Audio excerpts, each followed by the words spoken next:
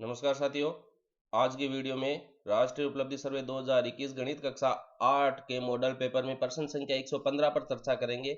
इसमें हमें प्रतिशत लाभ अथवा हानि पूछी गई है। तो देखिए, सबसे पहले हम पूर्व में भी प्रतिशत लाभ और प्रतिशत हानि के सूत्रों पर भी डिस्कस कर चुके हैं और किस प्रकार से इसको ज्ञात करते हैं उसको भी हमने सीखा था। तो प्रतिशत लाभ या लाभ प्रतिशत जब भी हमने सीखा था तो हमने देखा था कि किसी वस्तु को खरीद कर उसको कितने रुपए लाभ में अपन बेचते हैं उसको ऊपर लिखते हैं और उसको कितने में हम दुकानदार ने खरीदा था, यानी कि जिसको हमने क्रय मूल्य की संज्ञा दी थी, क्रय मूल्य, और फिर उसको 100 से गुणा करके प्रतिशत का चिन्ह अपन ने लगाया था। ये तो लाभ प्रतिशत का सूत्र था। इसी तरीके से हानि प्रतिशत में क्या होती है, हानि ऊपर आ जाती है, बाकी ये चीज हमेशा रहती है। हानि बटा क्रय मूल्य गुणा 100%। अब लाभ और हानि होती क्या है, दुकानदार जो होता है, दुकानदार कोई भी चीज हमें बेचता है, इसका मतलब उसने पहले खरीदी भी है। तो जब वो खरीदता है, मैं दोबारा रिकॉल कर रहा हूं, खरीदता है, तो दुकानदार जब खरीदता है किसी वस्तु को जिस मूल्य पर, उसको हम क्रय मूल्य कहते हैं। और खरीद कर जैसे 100 रुपये में खरीदी उसने और 110 रुपये में वो बेच देता है, फिर वो बेचता भी है, तो बेचना जो है दुकानदार के द्वारा, वो उसका विक्रय मूल्य कहलाता है, वह उसका विक्रय मूल्य कहलाता है। अब देखिए, 100 रुपये में खरीद कर वह 110 रुपये में बेच रहा है, तो यहां कितने रुपए का अंतर हुआ, 10 रुपये का। अब ये 10 रुपये का अंतर अपन ने कैसे ज्ञात किया, विक्रय मूल्य जो है, विक्रय मूल्य, उसमें से हमने क्रय मूल्य को घटा दिया है। विक्रय मूल्य 110 रुपया, क्रय मूल्य 100 रुपया, तो देखिए इनका अंतर कितना रुपया बच गया, 10 रुपया बच गया है। तो ये 10 रुपये क्या है, विक्रय मूल्य में से यदि आप क्रय मूल्य घटाते हैं, देखिए याद रखना इस चीज को आप अच्छे तरीके से, इसको हम लाभ और हानि जो है दो तरीके से ज्ञात कर सकते हैं, लाभ और हानि रुपये में और इधर ये प्रतिशत में है। तो विक्रय मूल्य में से यदि आप क्रय मूल्य घटाते हैं तो डायरेक्ट अपने को लाभ प्राप्त होता है। अगर विक्रय मूल्य ज्यादा है, क्रय मूल्य कम है तो। और दूसरा तरीका आप ये भी याद रख सकते हैं हमेशा के लिए कि क्रय मूल्य में से विक्रय मूल्य घटा दीजिए, या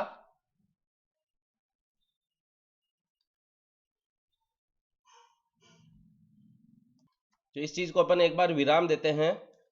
ये चीजें आप आगे की क्लास में जाओगे तो इनको और गहनता से समझ पाएंगे। लाभ के लिए विक्रय मूल्य में से हमने क्रय मूल्य को घटा दिया है। अब कई बार क्या होता है, कोई चीज जैसे हमने 100 रुपये में खरीद तो ली, लेकिन वो 100 रुपये में बिक नहीं रही है, लेकिन हमें तो बेचना है, इसलिए हम उसको घाटा खाकर जैसे 90 रुपये में उसको बेच देते हैं। तो इस स्थिति में देखिए क्या होता है, विक्रय मूल्य तो 90 रुपये हो जाता है और क्रय मूल्य क्या हो जाता है, 100 रुपये हो जाता है।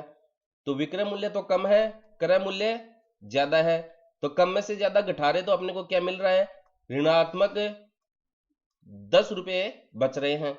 यानी कि यहां पर ऋणात्मक चिन्ह आने का मतलब हो गया है कि हमें घाटा हुआ है, हमें हानि हुई है। तो यहां पर अगर विक्रय मूल्य कम होता है, क्रय मूल्य ज्यादा होता है, तो ऋणात्मक संख्या प्राप्त होती है।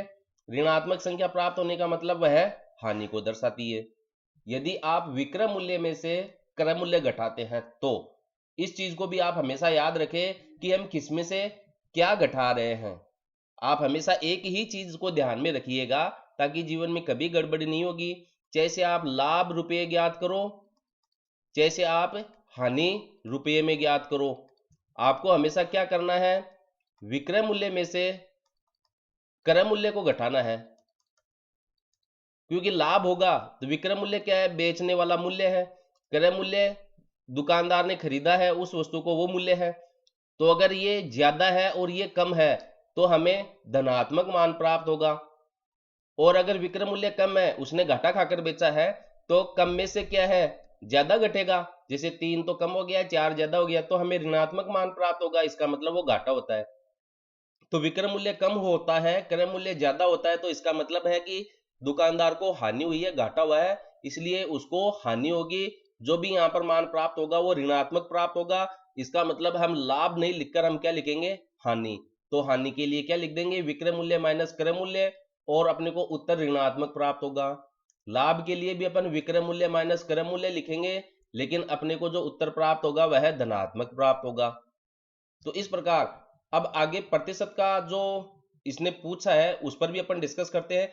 दुकानदार क्या है, जैसे जयपुर से सामान खरीदता है और कोटा अपनी दुकान पे लेके आता है, तो जयपुर से कोटा लेकर आएगा तो इसमें कुछ किराया भी लगेगा, ठीक है। तो क्या होता है, कोई चीज को वो 100 रुपए में खरीदता है और उस पर 5 रुपए किराया लग जाता है, तो ये 5 रुपए दुकानदार थोड़ी वहन करता है, वो ग्राहक से ही वसूलता है।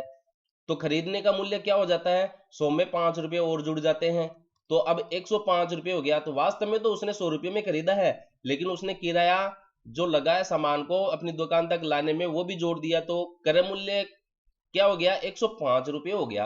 अब ये 105 रुपए क्रय मूल्य हो जाता है यहाँ पर, न कि 100 रुपए हो जाता है। तो इन चीजों को भी हमको ध्यान में रखना है कि दुकानदार किसी चीज को खरीद रहा है तो उस पर अन्य खर्चे कौन कौन से होते हैं, जैसे फिर इसमें जैसे किराया लग गया, फिर सामान को उतारते हैं दुकान के अंदर रखते हैं, तो मजदूर होता है, वो भी सामान को ढोने का लादने का अपना मजदूरी लेता है, वो भी इसके अंदर जुड़ जाती है। तो कई प्रकार के जो अन्य खर्चे होते हैं वह भी हमें क्रय मूल्य में जोड़ने होते हैं।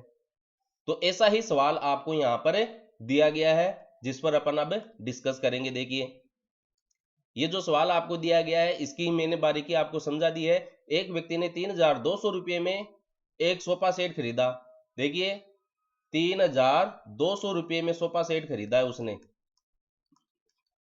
100 रुपये धुलाई के खर्च कर दिए। अब देखिए ये एक्स्ट्रा खर्च हो गया इसका, 100 रुपये क्या है, धुलाई के खर्च किए। तो इस अन्य खर्च को हम क्या करेंगे, जो वास्तविक मूल्य है जिसको सोफे को खरीदा है 3,200 में उसको जोड़ देंगे, तथा 700 रुपये का एक कवर बनवाया, तो कवर का भी क्या है, इस सोफे के अंदर ही खर्चा जुड़ेगा, तो हम इसमें क्या है 700 रुपये इसके सोफे के कवर के भी जोड़ देंगे।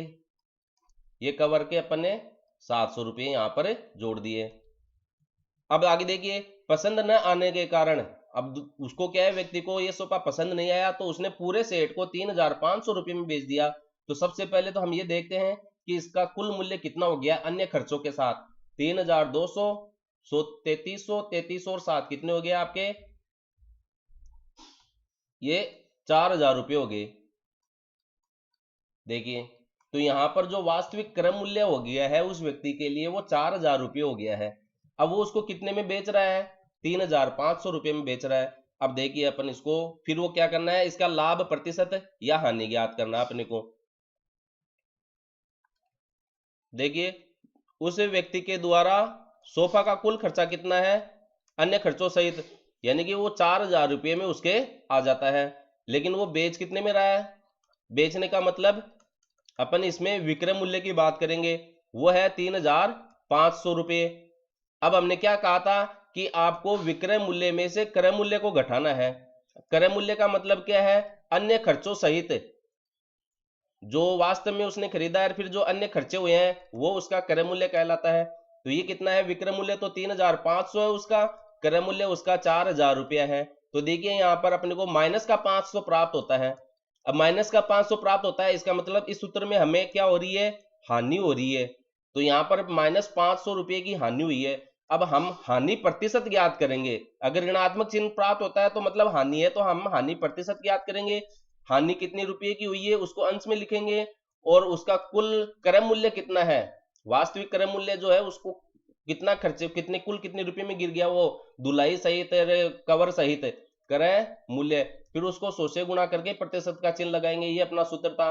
तो हानि प्रतिशत देखिए यहाँ पर क्या रह जाती है, हानि है यहाँ पर 500 की और क्रय मूल्य 4,000 गुणा 100%, दो बिंदी से दो बिंदी कट जाएगी, इधर से एक बिंदी की, फिर 50 में 4 का भाग लगाएंगे, 4 एकम 4, शेषफल 1, 4 दूनी 8 और 0.5, 12.5% की हानि हुई है उसको।